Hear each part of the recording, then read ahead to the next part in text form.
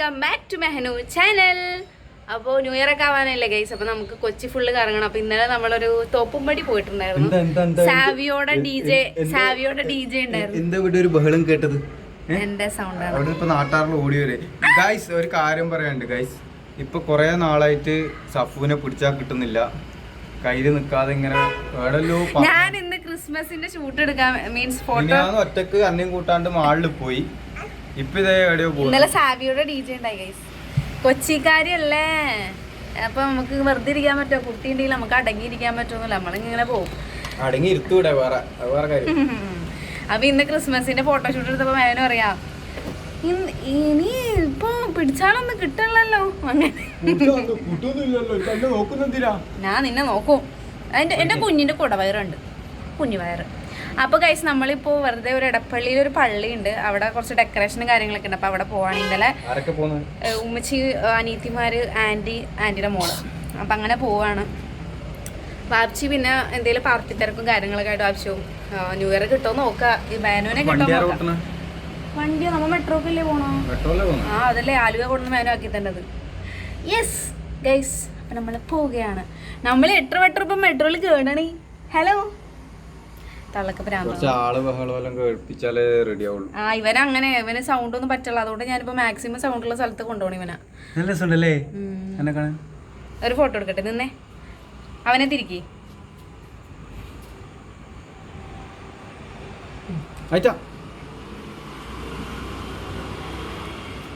Okay നമുക്ക് തമ്മിലോട് മാറ എന്റെ മമ്മ അടുത്ത് നിക്കണ്ടാന്ന്. അപ്പൊ കഴിച്ച് നമുക്ക് പോവാം ഫസ്റ്റ്. ഓക്കെ ഞാൻ പോസ് ഇടുന്നു ഭ്രാന്ത് മതിപ്പാ.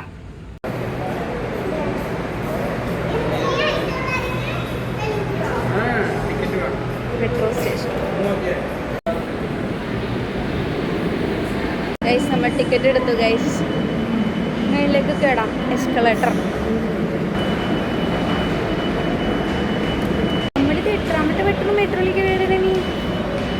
8ാമത്തെ പെട്ടെന്ന് കേടണി. എവിടെയോ എത്തിയെന്നാണ് പറഞ്ഞത്. അവർ വേറെ സ്റ്റേഷനിലാണ് കയറണേ, അവിടുത്തെ വീടിൻ്റെ അടുത്തുള്ള മുട്ടത്തുനിന്ന് കയറണേ. അപ്പോൾ അടുത്തിട്ടാണ്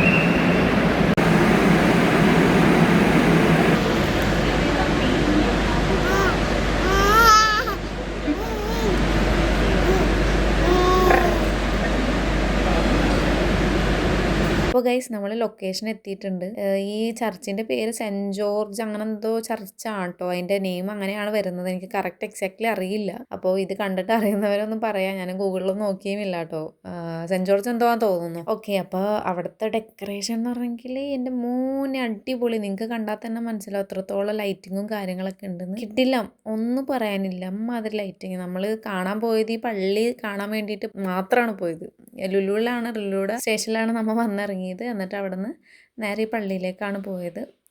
അടിപൊളി, വേറെ ഒരു രക്ഷയില്ല ഇത് പറയാൻ വേണ്ടിയിട്ട്. അമ്മാതിരി ലൈറ്റിങ്ങും കാര്യങ്ങളും. പള്ളിയുടെ ഉള്ളിൽ പറയേ വേണ്ട, അത്രക്കും പൊളിയാണ് ഗൈസ്. അപ്പം നമുക്ക് ഇതൊരു പാട്ടിൽ കേട്ടാൽ നല്ല രസം ഉണ്ടാവില്ലേ? അപ്പം നമുക്കൊരു പാട്ടിൽ കേൾക്കാം. എൻ്റെ സൗണ്ട് നിങ്ങളെ ബോറടിപ്പിക്കുന്നില്ല.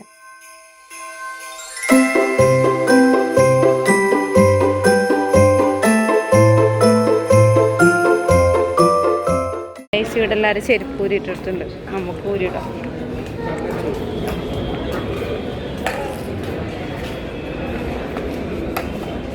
നീക്കിട്ടോ, ഇങ്ങോട്ടല്ലോ നീക്കിയിട്.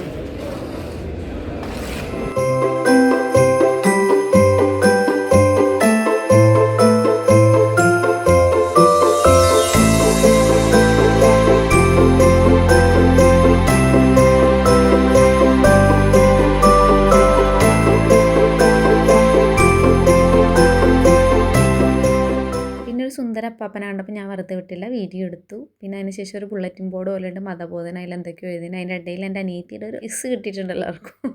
ഞാൻ വീഡിയോ എടുക്കാൻ വരുമ്പോൾ എന്തെങ്കിലും കോപ്പറായിട്ട് വരും 2 കൂടി. അപ്പോൾ അതിലാണ് എന്തൊക്കെയോ മതബോധനം എഴുതിയിട്ടുണ്ട്, ഒട്ടിച്ചിട്ടൊക്കെ ഉണ്ട്. പിന്നെ അപ്പോൾ അവൻ ഉറങ്ങി അവളുടെ കയ്യിലിരുന്ന്. എൻ്റെ കയ്യിലിരുന്ന് ഉറങ്ങണ്ടായില്ല, ഞാൻ കുറേ നടന്നിട്ടൊന്നും ഉറങ്ങിയില്ല. പിന്നെ അവളാണ് ഉറക്കിയത്. പിന്നെ ഇവർ മുട്ടത്ത് ഇറങ്ങുമായിരുന്നു. ഞാൻ ആലുവയിലാണ്, ഞാൻ നേരെ ഫ്ലാറ്റിലേക്കാണ് പോണത്.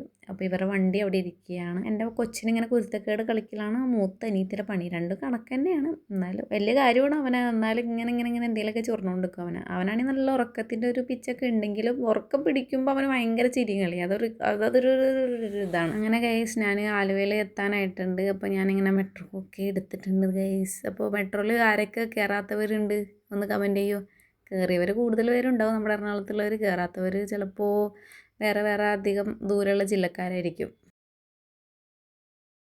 നമ്മൾ ആലുവ മെട്രോ എത്തി. ഇനിയിപ്പോൾ എന്തെങ്കിലും വാങ്ങിക്കണം, ഫുഡ് വിശക്കുണ്ട്. ഇനിയിപ്പോൾ വീട്ടിൽ പോയി ഉണ്ടാക്കാൻ പറ്റില്ല. 10 മണിയൊക്കെ കഴിഞ്ഞു കഴിച്ചു. മേനു ബിരിയാണി കഴിച്ചു എന്ന് പറഞ്ഞു. സോ ഊബർ ഇപ്പോൾ എത്തും. മേനു ഊബർ ബുക്ക് ചെയ്തു. മേനു നല്ല ക്ഷീണമുണ്ട്, റെസ്റ്റ് എടുത്തിട്ട് നൈറ്റ് ഓടാനുള്ളത്. അപ്പോൾ ഞാൻ വണ്ടി വന്നു നോക്കട്ടെ. അതിനിടയ്ക്ക് വന്നൊരു സംഭവം ഉണ്ടായി. ഓപ്പോസിറ്റ് ഇരിക്കുന്ന ഒരു ചെക്കനും പെണ്ണുണ്ടായിട്ടാണ്. അതാ പെണ്ണ് ഞങ്ങളെ നോക്കിയിട്ട് എന്താ കമൻ്റ് അടിച്ചുകൊണ്ടിരിക്കുക. അപ്പോൾ അങ്ങനെ നോക്കിയിട്ട് എന്നെ കൊച്ചിനെ കണ്ടപ്പോൾ എന്നെ വലിയ പ്രായം തോന്നിച്ചില്ല എന്ന് പറഞ്ഞു. 18 വയസ്സിൽ കെട്ടിച്ചതാന്ന് തോന്നുന്നു. സ്വകാര്യം പറയണമെങ്കിൽ പതിയെ പറയണ്ടേ. ഞാൻ കേട്ട്, ഞാൻ പറയല്ല 22 വയസ്സിലാണ് കെട്ടിച്ചതെന്ന് പറഞ്ഞു. അപ്പോൾ അവൻ പറഞ്ഞു എൻ്റെ അടുത്തല്ല നിൻ്റെ അടുത്ത്. അപ്പോൾ അവൻ പറഞ്ഞു, അപ്പോൾ ആ പെണ്ണ് ഇനി എൻ്റെ തലയിലേക്ക് ഇടുന്നൊക്കെ. കമൻ്റ് അടിക്കുമ്പോൾ പതിയെ കമൻ്റ് അടിക്കുക. നേരിട്ട് നോക്കിയാൽ കമൻ്റ് അടിച്ചാൽ ഞാൻ റിപ്ലൈ തരും. അത്രേ ഉള്ളൂ. വണ്ടി നോക്കട്ടെ ഗൈസ്.